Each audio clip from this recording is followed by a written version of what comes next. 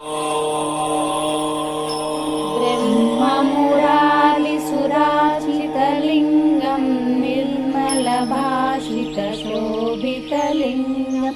जन्मजदुःखविनाशकलिङ्गं तत्प्रणमामि सदा शिवलिङ्गं देवमुनिप्रवराचितलिङ्गं कामदहनकरुणाकरलिङ्गं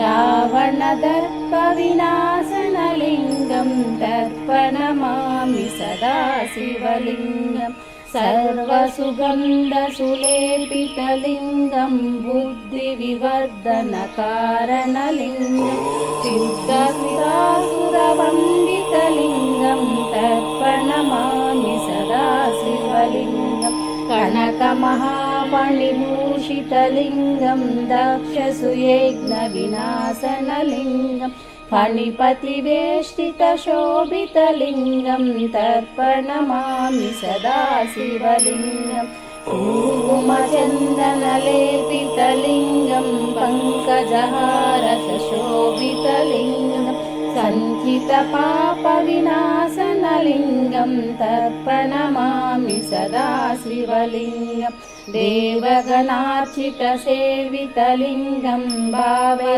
भक्तिविदेवतलिङ्गं दिनकरकोटिप्रभाकरलिङ्गं तत्प्रणमामि सदा शिवलिङ्गम् अष्टदलोपरिवेष्टितलिङ्गं सर्वसमुद्भवकारणलिङ्गम् अष्टदरिद्रविनाशनलिङ्गं तत्प्रणमामि सदा शिवलिङ्गं सुरगुरुसुरवरपूजितलिङ्गं सुरवरपुष्पसदाचितलिङ्गं परमपदं परमात्मकलिङ्गं तत्प्रणमामि सदा शिवलिङ्गं लिङ्गाष्टकमिदं पुण्यं